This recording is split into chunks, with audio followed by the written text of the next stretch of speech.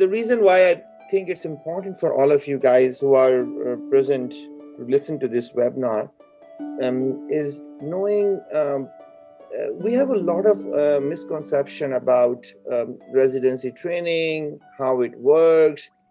Guidance is a key part, and we really feel that the guidance is lacking.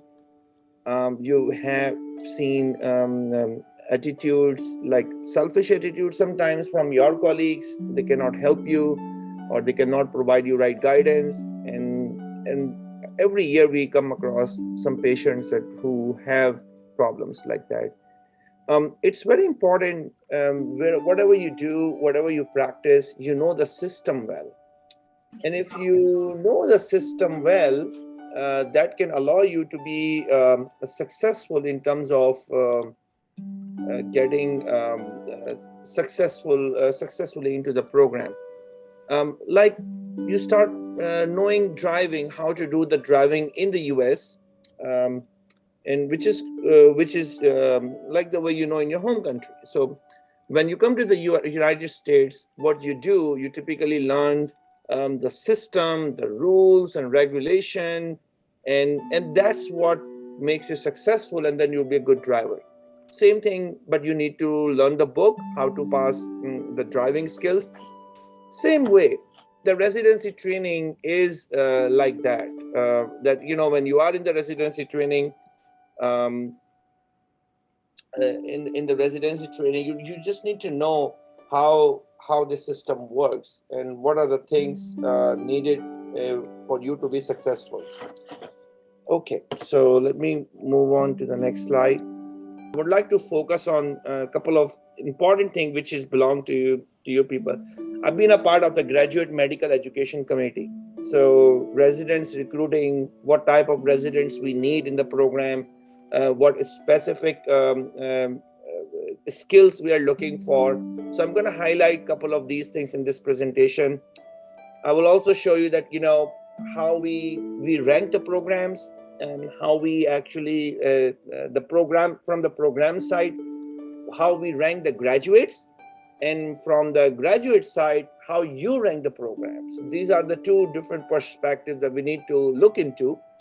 And the last thing is, you know, exam skills, like, you know, because I designed the board questions for the internal medicine board, so I can and also have designed some of the demo questions for the fellowship program, so I can give you that idea as well, like how you ace the exams and get good scores, so that you will be successful if the time allows me. We have 45 minutes to finish the whole presentation. Now, know your dates well. That's the first important thing to know. You have to know the timeline. If you don't know the timeline, you will not be successful. Every day, you know, okay, which day is the match process starts, when is the NRMP open, when is the deadline. I will be very much vigilant in the first week of March when I have to, this whole rank process is going on. Then the match week begins in the second week. And then you have a match day, then the SOAP process. So all those deadlines you need to know. And the most important deadline among all is September 15, because you need to be certified on this day.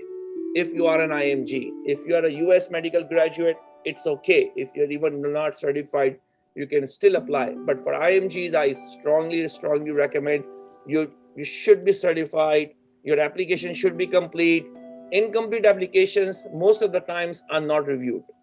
And this is unfortunate, but this is the reality. I mean, I can attest a lot of programs, we don't even review the applications. You can think about it, that if you are in a director position and I give you 18,000 applicants to review, I mean, you cannot review 18,000. Nobody will pay you for that as a program. And there is nothing like in humanity, like a program just go over 18,000 applications. No, they cannot. So they create some smart criteria, like we need this, we need this, we need this score, we need this years of education, with this graduate education. So there are a lot of filter tools available that we use to clarify the picture and to select the candidates. So that 18,000 then turn out to be 2,000. And then we're starting to review manual applications and then figure it out who should be given the invitation for interview and what the program is looking for. And not two programs are the same. Some programs really like specific skills. They like, for example, PhD candidate. Some people do not, some programs do not like. But the important part is your application should be complete, at least from certification perspective. There are a lot of changes are coming to USMLE programs, pathway systems. So you guys are already aware of it. But it is important to be well prepared and your application is completed at this period of time. Now, these are the things, and step by step, you look at it, USMLE exams. Your first thing, very, very important, is scores, scores, scores. Everyone here, my colleague faculty, they will talk to you about scores.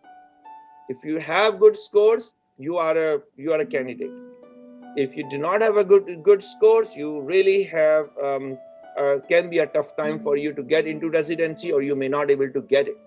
That's very important. Then the second thing, certification. Push your medical school that all those credentialing things has to be done quickly, and you have enough all the information that the programs needed. You have it. You have an exams are completed ahead of time, so that's something is important. The MSP, medical school performance evaluation, medical school report card. Yes, we'll discuss this in the next couple of sections. Letters of recommendation. 6 months before applying the residency program, you should reach out to your programs and where you work with need the letters. So I can give you my own example that yes, if the letters are, we see not really standard and written for few lines only, you won't get it. So you won't get a chance of getting into residency programs if your letters are not really written strongly. Why this is important? Because, when somebody provides you the reference, who gets the job had a strong reference. Everyone who apply for residency training, they have good letters. So what's the point of letter? You think about this way, like, this is the skills that you really need to work on. What I see the problem is the international graduates, when they try to apply, especially, their letters are very weak. There is no direction in the letter, no goals in the letter. The letters looks very generic. If you have not worked on it, your chances of getting into residencies are lesser and lesser if your letters or recommendations are really weak. So I really would like you to focus on, now it's still few days available, but your letters should be strong, I'll give you a couple of demos at the end of this presentation so you can look at it, that how the letters are written. And you have to look at it like local graduates from here, whoever is there listening to this presentation, if you can attest this, yes, letters is a big deal. Extensive detail about the candidate, its qualities, his strength, his weakness, that's called the letter. That's called the personalization. And that's what your letter should reflect. Research side, yes, we have a dedicated session on that, and one of our colleagues will talk to you about the research thing, how it is important. I can tell you from medical perspective, it is yes and no, both ways. But since we are going away from step 1 step 1 score, I would weigh on research publication as a key part now in order to applying, because anything that shine your CV is a plus, and it has to be taken into consideration about for your application. It's a whole package. And here, out of these 56 participants we have one question today, and only one question. I have it in the whole day presentation, and just think about this answer, and you have to get this answer. Why should I hire you? What is unique about you? That's an answer you need to work on. And unique, it's not like you just say, I did this, and no. Your uniqueness is something that you carry the skills, other people don't have that. And that is once you know this thing, you will get the position, because that's the key part. And for that reason, we all are here, right? We're learning all this process, like how this works. But in the end, the question is only one: why should I hire you? What is unique about you? I have 18,000 candidates. What about you? What is unique about you? So this is the question you need to think today. And the day you know the answer, I can tell you, you have a position. This is where I see the difference. Now, volunteer work, yes, here I see some problems that during our, I see an issue with your CV and the CV writings, what we discuss in a separate section. But I can tell you, the volunteer work, very strong application should have a significant time with the volunteer work.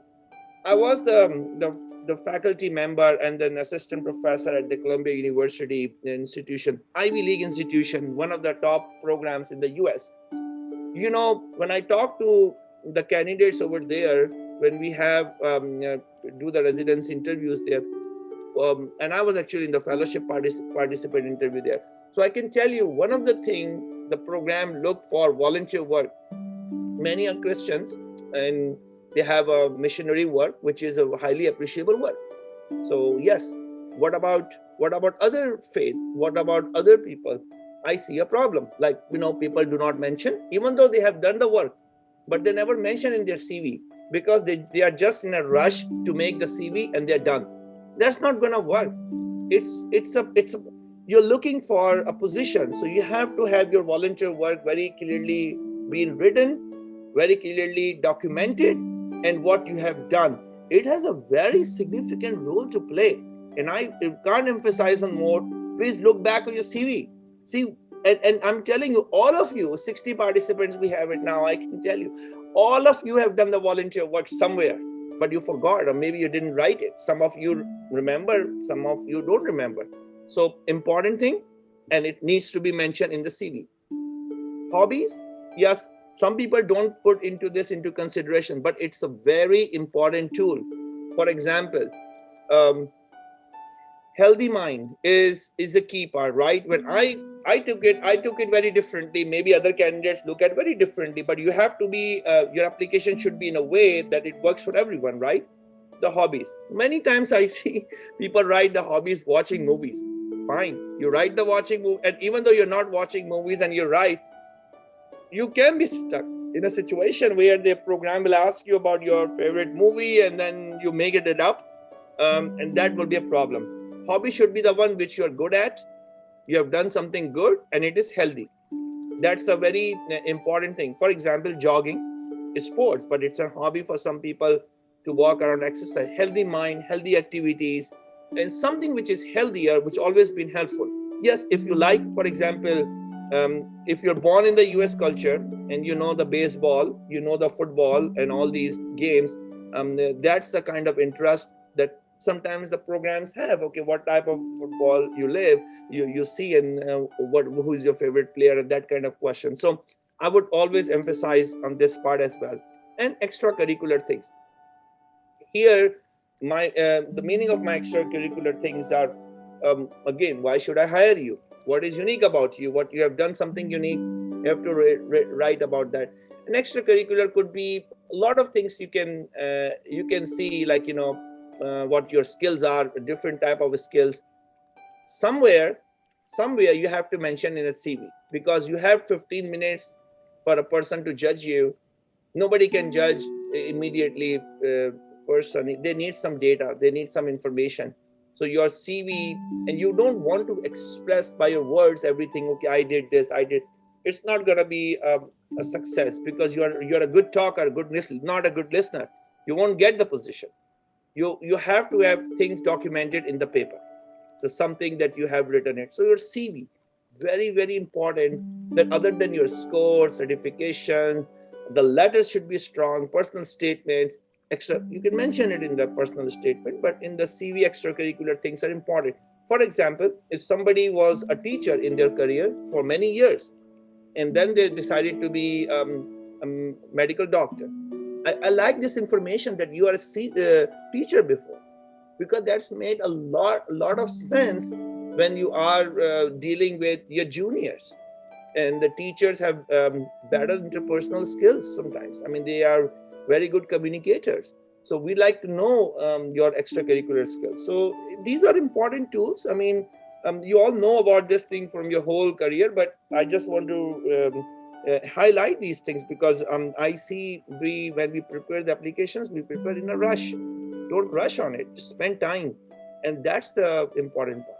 Now, a couple of things you probably know, and one of my colleague, Dr. Zulfikar, he's going to explain some of the updates, but I did come across a couple of things which I think is important for you. So ECFMG modification, as you all know, many of you are certified, but it involves your exam step 1, step 2, CK, and then that's the key part. But then you have other exams. So for example, you have to have an English exam, OET exam, occupational English test, which probably you're aware of it. So that's something to be done. We used to do step 2 clinical skills exam, which is now suspended.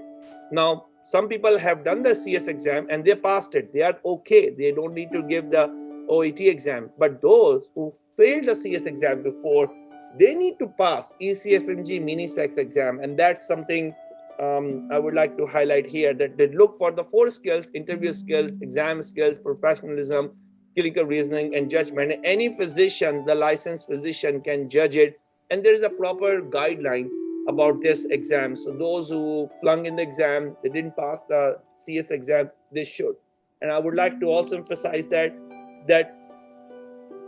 it will be reported in your application of IRAS or the program director when they see the applications, that if somebody has an attempt, it will come up. So regardless, so that's something to be aware of it. If even the exam is suspended, if your exam history does suggest that you have a clear CS exam skills, it will show up on your when these applications are reviewed. So just to be an FYI. So now another thing I would like to emphasize that yes, step 1 a score does not have only has a pass or fail. For the future, those who are planning to give an exam, I would really emphasize on this part that still work hard on your step 1, because if you take it light, that you just have to pass, you can fail. That's where I see I'm really concerned that can happen. So just make sure that you do it. An important part, you don't even know when the scores policy changes, they start reporting again, they go retro and start make those changes. Who knows?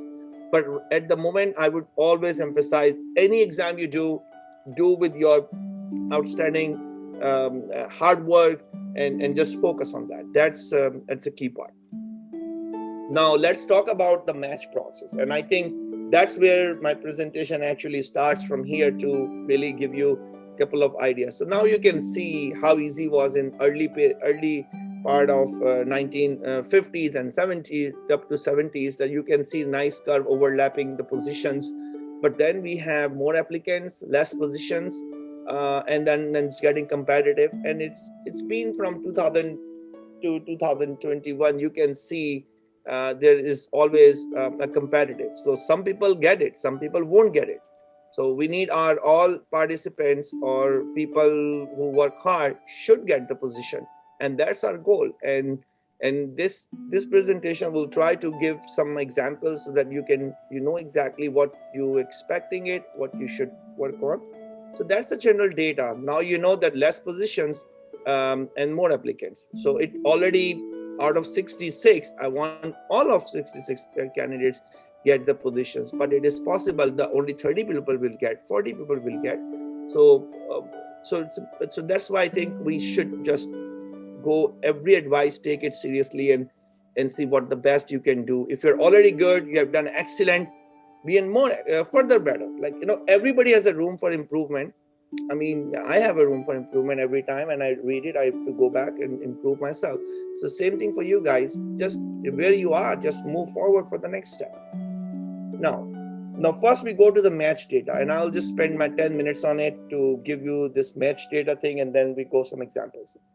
So US MD seniors, as you know, those who graduate here as seniors and experience, they have a pretty high percentage of probability of matching. It's very important because they are the preferred candidates. because they are local from here. They have done it a lot of work. So these candidates you cannot compare with IMG.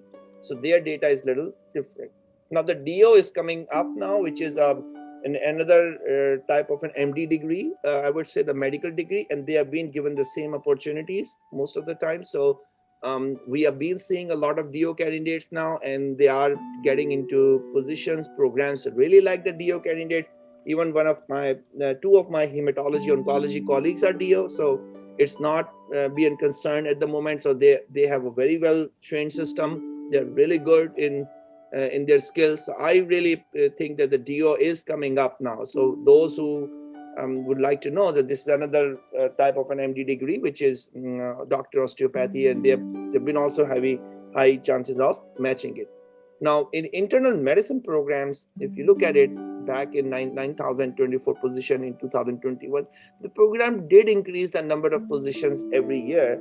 But if you can see that candidates also increases, and there are only 400 positions left in the system, and then they've been in the SOAP process and they try to get all those positions. But this is the highest common favorite specialty, internal medicine. Many candidates apply, some get, some don't get, but that's and then we have family medicine, same way.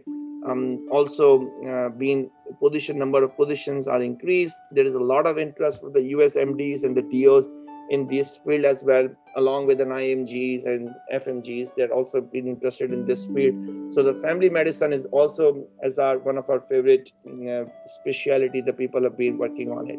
So I would suggest that IM family medicine for international medical graduates, that's the key fields. And other fields like pediatrics, psychiatry, we've been seeing some data from some candidates success, some are not success. But if you look at the pediatric thing, you can see the 98.6% is the filling rate, and then you have 60.3 by the US. So only we are dealing with around 30% only the cases, because 18% still cases are coming around the US DO seniors. So I would say not 30, 22%. I would say the more, it's a pool that we have to work on for IMG candidates. But otherwise, you can see the US MD and the US DOs are preferred.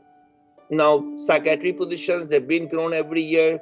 It's a growing field, and I can tell you that how much I appreciate this field and the need of this field, and the future demand of this field is keep growing. And I really emphasize on this, because a lot of you candidates who've been in this webinar, you don't have a training in psychiatry. You don't have a proper view what is psychiatry is.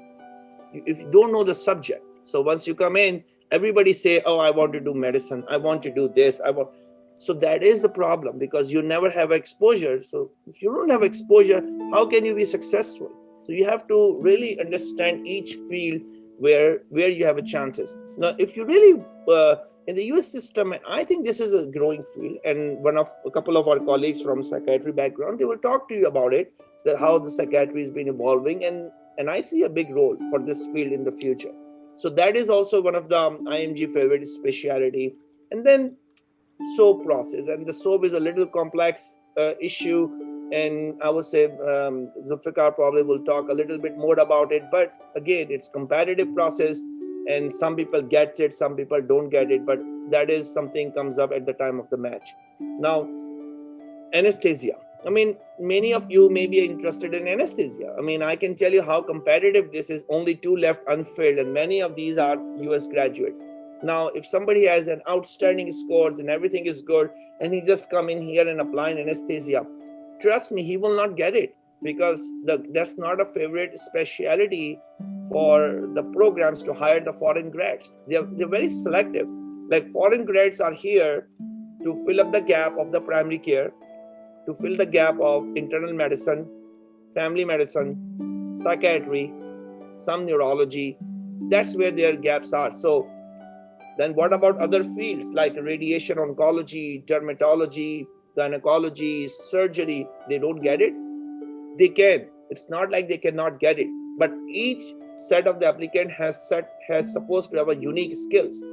And we can go to those unique skills in a couple of minutes.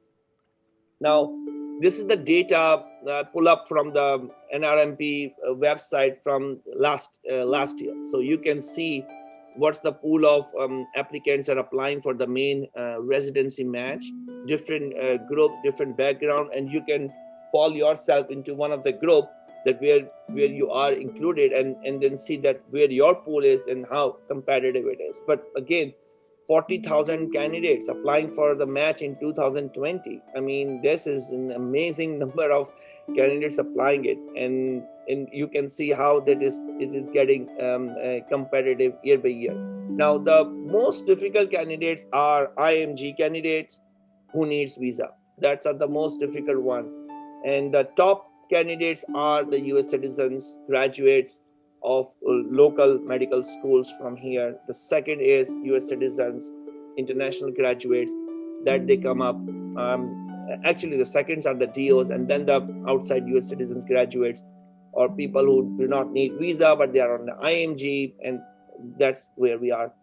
Fifth pathway, I would fall, it's a third important one after the DO, that it's for the residency program. You can see very small candidates, but I do feel that the candidates from Caribbean and the programs from LCME group, they are actually filling up a quite number of positions. Why? Because they're rotating here, they're rotating in their elective time, they're rotating and learning about the medicine, attending knows them, they're very well trained.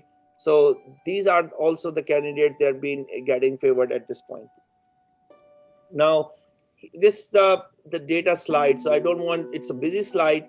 What I want to focus, your own specialty which you are interested in. Take a look at it, positions offered, applicants, and how many match, how many unmatched. So I'll start with the medicine, internal medicine, because I think a lot of you applying thinking about the medicine, but we'll go to other specialties too. So you can see from the positions wise, like how competitive it is, like in the non-US IMGs, like 2,107, not matched 100. So you can see that the probability of matching within the group is better actually this time. So I would say there's still a possibility, but again, a lot of candidates, they don't match. And that's where we have to focus on. The same thing you can see, the important specialty, which is a family medicine. I want you to take a look at the family medicine numbers. Quite discouraging for application wise.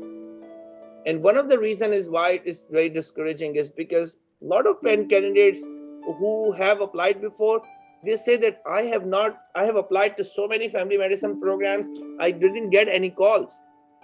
And I agree with that, only because you don't know the system, how the system works. System need your family medicine experience. System does not need your internal medicine experience. You need to find a family medicine doctor. You need to show that you're dedicated to this field. And I think that part is most of the time is lacking, because we think we can overlap the internal medicine to family medicine. That's why the interview calls are less. People don't match it. And we see this trend continue to get worse.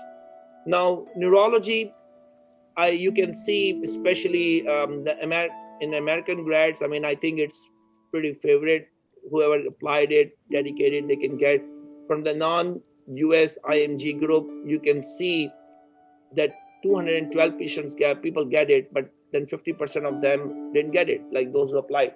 Now, why is that there? So total of 2/3 has a high probability of getting the position, because many of them have a research publications dedicated to neurology. And if you have those things, you have a better chances. Same thing applied to, so let's take a look at it. One important field, a psychiatry. Now, if you look at the psychiatry, yes, match rates are low for international graduates for psychiatry. And one of the reason is people are applying as a backup specialty. They are applying for many fields, medicine, family medicine, free psychiatry program. That's not going to work. The psychiatry program director, psychiatry team, the moment they talk to you, they know that you are interested in psychiatry or not. So your personality and what you presented on the CV do not match. And that's the whole goal for this slide. If you want to be matched in a program, what you write on a CV, what you write on a personal statement, and who you are, that has to match. If they are not matched, chances are low. And that's what the whole goal is. I mean, this successful candidate history, when I reviewed it, this is where I find the difference. Now, I'll just skip this slide, but just the same approach in a different diagram to present it here. Now, let's go to this IMG part first. This applies to any US graduates or US international graduates or Caribbean graduates too. It applies to all of them. Principle is the same. I've just wrote it IMG, but the principle is the same. Rank more programs. Don't be selective. You're not a Nobel Prize winner or somebody who is supposed to get a Nobel Prize in the next month applying with 4 programs, I'll get it. It's very rare. So you have to apply more programs to bring more, have more chances, more applications. You really have to work hard on that. Now, high USMLE scores. Now, it's a very big plus. Those who have not given an exam, I mean, they should just wait and give it a score and try to get 260 and a score. That's impressive because this is the key. You are a good test taker. And how the program can judge you that you are a good candidate, one of the criteria is score. And that's some way unfortunate, but that's the way it is. So scores, those who have a higher score, programs, we actually think they have a better probability of doing well in their career. But again, score also needs to have your personality, your attitude, how you present the things, and during the interview skills, a lot of things else is included. But score, I would focus on that. Those who already have a good scores, the good scores, in my opinion, at least I would say 235 to 240. If you are in this range, having a good letters of recommendations will help you a lot. Good letters is a key part. Now, visa is another thing. We discussed that the citizens are much preferred. They are in a better position compared to people who requires the visa. Attempts can hurt pretty significantly to the application. Now, you think about it, if there are so many candidates are applying, the programs already are biased not to take anybody who has attempts, because that's where they feel that these are candidates who are weak in terms of getting the positions. Unless you have something unique skills, then there are some chances of getting some interviews. But again, I do see this hurts a lot, and it's continued to hurt more unless there are less candidates and you are in a position that you have a more chances of getting the position in a less competitive field. But in my opinion, things are getting difficult for these candidates. Communication skills, I would say, more important. Language is a key part, so that's another thing. Now, any additional skills, it's really we are seeing a lot of trend in this area, and I really encourage all of you to think seriously about some more educations, some online educations. I mean, I understand this is expensive, but think about this, that why should I hire you? The same question that I posed it first time. He is an MD, A is an MD, B is an MD, both have 260 score. One get the position, other didn't get the position. So obviously, a lot of factors, but one of the thing is advanced skills. I mean, I have a lab and I need a person who can do bioinformatics for me, who can review the sequencing data for me. Your 5 people of you come to me and say, I want to do research with you, but what do? You're not skilled. You have data gathering ability, which is the bachelor person can also do it. Many of you have case reports, which is medical students can write it at the moment. These are not the skills. The skills is something that I'm getting a benefit from your analysis. So I really feel that this is where we are seeing the movement now. In a lot of candidates we are seeing, especially from different countries, Europe, China, I'm seeing they have some skills already when they came in. And I proposed to our team that we should hire these candidates because I feel that this is making a big difference, especially in our fellowship area. It's not needed. It's not you have to do it, but it depends what you want to do in the future. Any additional knowledge would be helpful. Now, since because of the COVID, a lot of things are electronic. Think about it. Explore the options, online educations or things which can just give you a fresh start about your something that helps your MD degree. So this is what I would say is important. Now, the data does suggest that those who would really want to go on rare specialties like interventional radiology, radiation oncology, obviously all of us will say no chance. But there are some cases, and the cases are unique, only 1 or 2 in the whole country who get these positions because they have an advanced degrees, advanced PhD training, postgraduate skills, like somebody is an MRCP in internal medicine, they have a better chances here to getting into the position to compare to someone who is a fresh start. Somebody is an MD in India and they came in here, they have a better chance because they have a postgraduate education. So I would always propose that continue, keep doing your educations because that can also help. But these are the different fields that you can look into. Now, MBA, I think this is also growing, especially someone of you wants to do primary care, internal medicine. I really think that the MBA in the healthcare management and fields like that, that is really growing. And it can be very helpful for the candidates to get into the position because we really like these type of educations, something extra have been done. PhD degree, it's also very important. Somebody who wants to apply in pathology residency.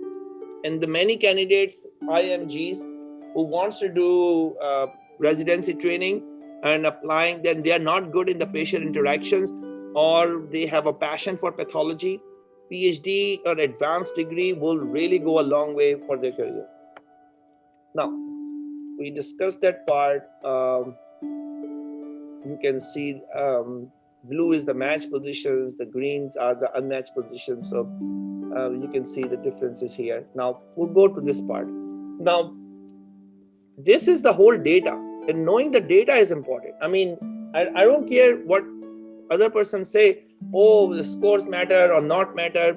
You need a data, and that's what will make you better. Like, I need a raw data, and go to the NRMP website, look at the data yourself, like who gets what. So this is the data for IMGs, right? Blue is the match, green is unmatched. Now you can see the probability of getting match is much higher if your scores are better. You can see this data is very clearly showing the sign, even for US IMGs, non-US IMGs. This is where I see the importance lies. So those fields you're applying it, but there are some fields that you need a very, very high scores to get into, and it's not easy. For example, neurosurgery, you can see that. But I'm sure that, I mean, if somebody is applying it, they should know their limitations, what can help. Now you can see even in the psychiatry now, I think we are seeing the trend of scores, which is we are moving forward. So you can see they are looking for whole package. It's not like somebody who has a low score won't get matched. It's a whole package that we look for. I mean, everything, every quality, and things like that. Now, this is for the medicine data that is also from the last year. You can see what scores people are getting matched and unmatched. So US IMGs, international US IMGs, you can see even in there, the 210 and 221 are considered low scores. And you can just point 10 more points, and now you can see non-US IMGs, what score we are looking for. We are going 237, 243, higher scores compared to, so if some of you have 210 and 215, you can already see that the date, we are shifting away from these things. Now, the rest of the stuff, you can look into the research, abstract, presentations. It's not making a big difference in medicine. That's why I wrote initially optional. I know it's important. Many of you maybe have 15, 10 years of research experiences. They can help, but that's not the key factor because you are going for a clinical job. You are not going for a research job. That is the answer for these things. And when we see candidate 15 papers, we impress. I mean, I say, this is really good. This is plus. And I agree with plus. But the second question comes up, how good you are clinically. If you're applying for residency training, clinical thing, Yes, these are contributing factors, and I encourage that you should do, but you can see it's not making a big difference in terms of selection. Selection is based on your other factors. So you can see scores is a key part. Work experience wise, I mean, not making a much difference, but I still encourage them, because if you look at the 4 point, these are the match control. So you can have a match data here. So if you can see in the IMG, 6.2 still is considered a pretty significant mean number of work experiences. So these are people who are matching, they're writing at least 6 in their CV, the work experiences. So that is an important thing. Volunteer experiences, is data speaks to you. You can see it is making a difference here. More volunteer experience, more probability of getting matched. Internal medicine, PhD degree, advanced degree may not help, because it's the same thing like a research in internal medicine. So you can see the data is not making a big difference here. And percentage to have another graduate degree, it is also not making a difference in internal medicine, but it can make the difference in the special field. For example, psychiatry, but you are a clinical psychologist. You have done the clinical psychology before. I'll tell you that psychiatry colleagues will like it, that this person is born for this field. PhD, pathology, an advanced degree, yes. In medicine, I don't say that you don't have to do it. You do it, but in a very technical field. So I can tell you that from my perspective, I see the trend of doing the masters in bioinformatics, healthcare, and that's where I see a quality that you have better chances. Or even if you are, many of you are applying this year, but I meet with the candidates every year, and I can tell you, lot of candidates during their residency training, PGY1 and PGY2, they are doing masters, healthcare masters, because they understand that this is coming, this is what they need to do. And I can tell you that if you ahead of time you're doing it, it's important. Now, who is telling those candidates who are in the first year or second year of residency to do masters? Obviously, they are program directors. Their health system is telling them that do this. Now you know the mentality of the director. He's looking for these things, that people should do masters. Now ahead of time, now it's just next year, but those who wants to apply for next year, think about this way. Anything extra, anything additional, it's important. It's really go a long way for your career. So I strongly encourage that do something extra, can help you. Even with this pandemic, now if you can do anything online, that's fantastic. Now here, this is another breakdown of the data from the last year NRMP. Now you can look into that. I'm focusing more on step 2 because step 1 scores will not be reported to the program. So you can see here that the candidates with the higher score, the more probability of getting matched. And we can see the curve is more shifting higher score towards the IMGs. You can see like a 2. If your score is 260 plus, the probability of getting match is pretty high. Even in 250 plus, 240 plus, 231, I get it. That's high. But before that, it's less and less. So why this is important? Because there are some greens you can always see, and I will give you some examples why they're not matching despite of good test exam performance, and we can pin down some of the causes. But this slide is just telling you why scores are considered a key part. And it's not like you can see somebody who is a 201 to 210 score, they can still match. It's not like I want to dishearten people who have a low score, but knowing your limitation is very, very important. Knowing your chances. They have done something different, something unique that attracts the program and that allow the program, no, we need to take them. Maybe they have an extra skill. They have something unique skills. They know the program and they have worked in that program. They have done extensive work with their faculty members. That's something, some couple matches. So there are a lot of things can contribute to it. But higher score, the more chances. Now, this is another pin down from the NRMP website that you can see the projects, the research number of projects and compared to the control. same group of the people, match versus no match. Obviously, more research is good because you have better chances to getting it matched. Not making a big difference, but I still see, you can see the blue lines are more, and especially at least one paper, one research, one abstract, or one or two. That's, you can see it's making a difference here. Now I'm gonna skip this slide. So let's go to this this chart, Medpeats. Now, many of you would like to apply for Medpeats, and I get this thing information, and the problem is the Medpeats is a very competitive field.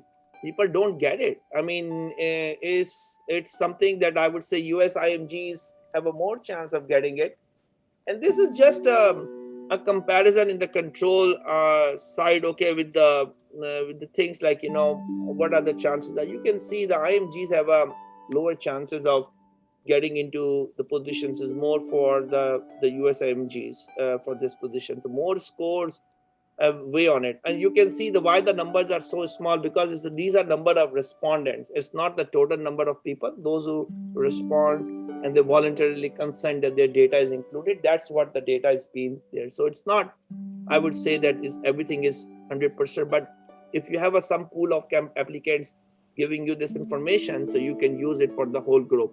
Now you can see higher score has more chances of getting into Medpeats if somebody is really interested, not the earlier lower scores, the lower 200s. Now, in summary, that you can see this data that we discussed about what are the key parts they're looking for. Another thing which I would like to say, it's speak English as a native language can make a difference, especially among all the groups. Not much in the non-US IMGs for the 2019 group. This is from the 2019, but you can see that it does matter. These are the factors: the number of years of graduations, and that also kind of an important part. And I would say that if you're older, like more than 5 years, the chances of getting match is less. You can see in the US IMG group, fresh grads, more chances. And then IMGs, yes, we still see some of the years later, but the chances getting lesser and lesser if you graduate more than 5 years. Now this, I'm going to skip this thing. Especially now, this is an important slide for the family medicine. Now you can see again in the family medicines, yes, similar trend what we see in internal medicine. Yes, score matters a lot, but you can see that the lower scores can get the match in this area, especially the family medicine. And you can see up till now that many of my talks is all about the scores, because can't emphasize more why this is considered an important tool. But not only scores, that's your uniform, that's your performance, is your interview and your other skills. Now, work experiences, many times what happened that people who do not match many years, they have a lot of experiences, they put it, but you can see then it does not making a big difference, the work experiences in the long run, only because many of them have other candidates have other challenges to why they didn't match it. But more is always important. You can see overall the weight increasing it, but it's not making a huge difference with the work. And one of the reason is the other confounding factors, like you have attempts, candidates have not years of graduation or anything, scores. So many other factors are contributing to this area. Now, volunteer experiences can't emphasize much. I mean, this is important. And when I was a candidate, I can tell you nobody teach me about this. And I think this is a key part. Now, COVID relief, COVID is going on. What you have done something unique, that would be helpful for them. It is also useful that you have done some volunteer work in some way in malaria, polio, in your home country, some epidemic, pandemic. And I think one thing will come up this year is your experience with pandemic. Like, what have you done differently compared to other people? If you have done something unique, you should mention it in your CV, because what we need to know that you are a team player, you believe in hard work, you believe in helping the community. You're not only looking for just your own career, you're looking for the help of the community. So that's an important part, and I think volunteer experience speaks about these things. So I would say when you write in your CV about the volunteer work, mention it in detail what you have specifically done. Now, before we move forward, I just want to tell you in the research side, there is one problem I see, that when the candidates write about their research experience, they cannot explain the research, what has been done. When we ask them, okay, what you have done it, what type of research was there, and what were you doing, I see that they have a problem explaining it. So it clearly tells me that they are the gift authors. They are just somebody add their names on the paper. They're not good. And that's one of the reasons why the interview skills are important. What you have done it, you have to prove it during the interview. So knowing the key points here, knowing the match process, like knowing the data, what the data actually tells you, who gets what are the risks, what are the chances of getting into the program, what are the right programs important. Scores, can't emphasize more. Work experience, postgraduate degree, any advanced degree, anything new that you have done it matters a lot. Research, abstract, posters, yes, you need it. It's not like you don't need it, it just came in. It's not required, but it helps your application. It moves your application into a well-rounded person, that he is familiar with the process. I do not emphasize on this that you should have a 10 years of research experience, but then that will be harder to get into programs, especially the community programs where the medicine practices, where there's a patient interaction. May be helpful in neurology, psychiatry, helpful in pathology, not on the medicine side. Other factors which, again, why should I hire you? That's the factor, that's your X factor that you need to work on. Letters of recommendations, very key part, and can't emphasize more. Highlighting unique skills, sorry about the typo, but unique skills in CV. Now I can tell you, I prepared this slide last night. That's why you can see mistakes here. Same thing happened when you write a CV in a rush, but CV is your life, is your lifeline. So make sure you write it properly, write it a professional way. It's so important. It's just, you have to be very good in writing the CV. Or if you don't know, seek some professional help, some seniors help. That's what you do. You need to get people, professional people, who can help you with the CV if you don't know how to write. CV writing, very important. Interview skills, personal statement. I see people prepare the personal statement a night before applying for residency. I mean, how can you get it? That's your legal paper, that you want to write down something that's ties to your job. They will look into that. You're writing in a personal statement that you want to do cardiology fellowship, and you're applying in a community program, and they ask you what's your career. You say, I have not decided.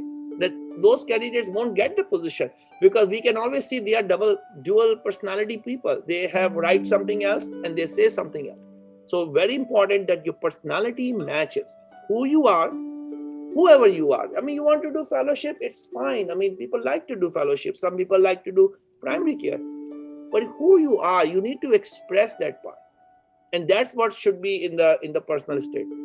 Medical school performance, obviously 90% of you have good school performance, so that does not much matter for IMG, more matter from the US graduates, but if anything good, it always plus.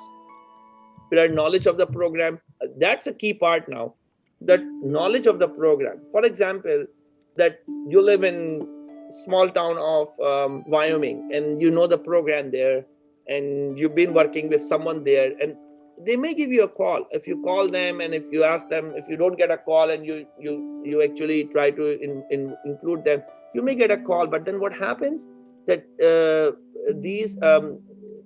familiarity of the program can help. Oh, you want to apply our program? Do you have a family in Wyoming? You want to live in Wyoming? So I think these are the key parts, that they look for family ties, they look for your knowing about the program, what they offer, so it can help. This philosophy will not work in New York, New Jersey, or highly populated area. It work in less populated areas. Personal contact, very important, and we can just go in 5 minutes, a couple of those things. Awards, if you have an award before, I want you to highlight in your CV in a way that it attracts. It just gives us an eye-opening. Okay, whoa, you have this award. And if you want to, in a personal statement somewhere to write it, you can write it. So I want this to be a program director know what your accomplishments are. Leadership qualities, it's a key part. It's a quality that they look for. Leading. For example, what you have done, class, many of you were class group leader. I mean, that's a quality. I want this to be mentioned. At least we know your quality side. I mean, this is an important tool. Maybe you are an organizer, you may be a scout, or you've been a leader. So things needs to be mentioned. And extracurricular activities, sports, activities which distinguish you. Again, question remains the same. Why should I hire you? And that is where these are the key parts that you have to work on. Now, some of the things interview skills will talk about, but I just want to highlight this part that once the interview is done, the biggest mistake what we see is the way people write a thank you letter to the program director. Terrible, terrible, terrible. This is something that you need to work on. Not written right nicely, in a rush, lot of mistakes, no punctuations, and it just say that you are a rush person who works in a rush. So please work on post-interview follow-up. Write a second thank you email before the match deadline so the program reminds you, you restate your interest. Please include coordinator in all emails. If you have only few interviews, you see your chances are less because you have only 2 interviews that you have. I would strongly recommend that ask your mentor to call you and recommend you to the program, because that will make a big difference. I strongly recommend a phone call if your mentor know the director where you have applied or any faculty in that program, because that can also make a difference. So for example, someone you work in Philadelphia and then they work with that hospital very closely, and you want that faculty to also restate, I mean, if they have a good connections with the program director, just to attest your qualities, not for pushing you to get the position. I don't want people to feel that you are pushing them, because that's not the good way of communication. I think what you need to do is to restate your interest in the program and how good you are as a candidate. So this is something is important. Again, scores are important. CV we discussed, letters we will show you in a minute, a few letters. Clinical experience, I think the more you have, the better it is. And I will emphasize on this now, especially when the US MLE Step 2 CS is suspended. Clinical experience, the more you have, the better it is. And you know, if you look at the ECFMG mini secs that I showed you earlier, that key factor, professional skills, quality, communications, patient care, I want your letters to be written into that particular areas, because that's what the program directors will look into that. And all of you should go look at it, ACGME core competencies. And if you look at that part, you know what we look for in the resident when they start the training. And if your letter writer writes this thing ahead in your CV about these things, I think that matters a lot, especially if that's a clinical letter. Okay, and we discussed about research and some references. Gonna skip that part because that's we discussed about the residency connections and how this is an important thing. So here I just want to tell you one important part, because all of you, different places, different countries, different locations. I would say the last part, key part, review websites. If you find residents from your medical school or country, then you should apply to those programs. For example, my program, they really like candidates from Jordan or Egypt. And every year I see 4 or 5 from Jordan or Egypt. I mean, and I ask them these questions to the team, like why? Because they have a positive experience. They know they're good candidates. They like to take it. And same thing applies in your places. Like, you know, if you see from your country, people are there, be good. Somebody's applying from India, Pakistan, Bangladesh. Somebody's applying from Dubai, Amman, or European country or Caribbean. Same scores, same thing. programs have a different preference whom to get a call. They want to create a diversity in the program. They want to create a program where it's not only a merit. There are a lot of things that involve diversity, quality, accomplishment, and what the programs are really looking for in the candidates. Not two candidates get the same interview calls, as you already know. So those who have experienced it before, but those are the things important.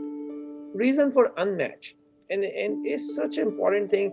Like one of the reasons, I mean, I've been doing this thing for many years now, and I feel sad that when I heard that, you know, people are not getting matched. I mean, I do it as a volunteer. I don't take any money. I don't do anything, but I can just want to share my experiences. I mean, why this is happening? First of all, you pay a lot of money to these programs. I mean, but you're not researching the right program where to apply. I mean, this is, if you're applying to Harvard Medical School, even if you're 245 or 250 USMLE score, how can you get it if you don't have any ties to that program?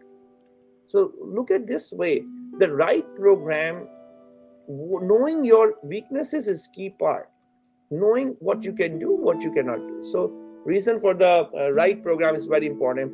No recent clinical experience, like 15 years of research experiences, but no patient interaction. How can they get a clinical job? That's another problem I see. Attempts hurt, yes. No, those who have given step 1 and step 2 CK, I encourage them, give it step 3 if you can, because that can help you, because you're complete package if you have done the step 3. So poor interview skills is another problem. Bad listener, good talker. But please remember, I mean, a lot of us have the same issue. We have to work on that. If you are a good talker, but you're not listening, you're not going to get, because what it tells us that you want to dominate your own version to the program. It's weak side of the personality. So, well, it's just very important that sometimes you can see that if you talk, they just let you talk. That's their good part, because they're allowing you to talk, because they know this is not something they're looking for. They're looking for you're a listener, not a good talker. Very important point. And too much I did this, I was working on this, I did this, I was the one who did that. We don't like this type of thing. So please try to avoid these things. And that's a separate topic. I mean, you know, just a few words of wisdom that what I see can be a challenging. Few examples and we are done with my talk. A graduate 2 years ago applied for residency program. This candidate has a CK score of 225, step 1 pass, no attempts. He has applied in internal medicine. He felt that 225 is a good score, which I think it's a very reasonable to apply. Visa, he has a green card, did not match despite of 5 interviews. Now you have to think in this candidate, what is wrong here? I mean, he got interviews, maybe he has CV, good CV. That's why he got the interview. They like him because they're giving him an interview here. And it's these interviews I'm talking about by merit, which automatically comes, not by connections. Now he did not match. One of the possible reason is the poor interview skills. And that's what he needs to work on. And very common scenario, very common. And I see the problem in these candidates, they do not accept that they have a poor interview skills. They just feel that the program didn't take me because that's their fault. They should have taken me. That's your fault because you're not understanding what your weaknesses are. So interview skills is a very, very common thing. And I really, really encourage that people should have a good interview skills. Now, example number 2, a graduate 4 years ago scored 205, apply for residency without luck, US citizen or any scenario is applied. Either you're US citizen, green card, visa holder, it's not happening. Every year, a person gets 3 interviews, but without luck.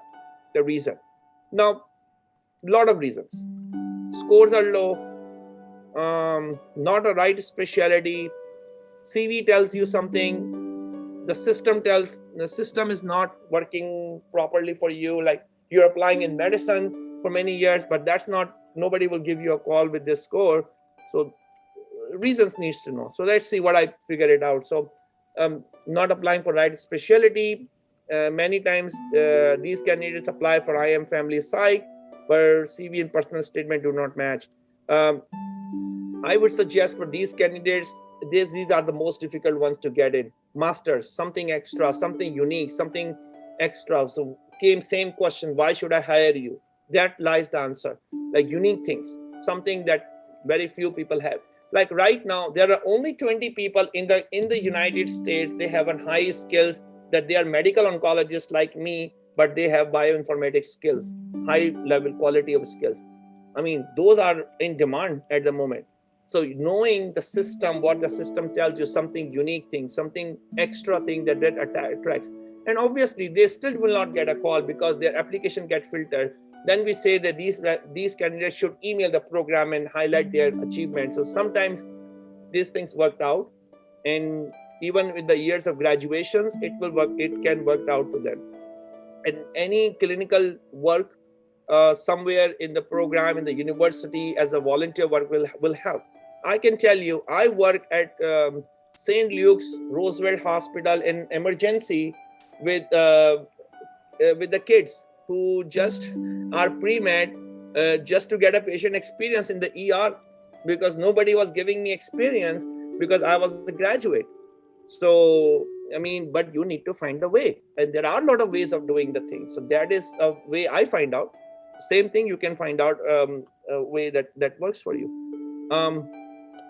All right, so we always discuss choice of wrong specialty, working in hospital. I think that's what can help these candidates, like, working in a residency program, any extra clerkship or in an organized system that can help to get into these programs. Now, example number 3, Mr. X needs a visa and attempts an exam. Very difficult work, difficult situation, because that's where some people really struggle. They need a hard work, right specialty, clinical experience is highly desirable.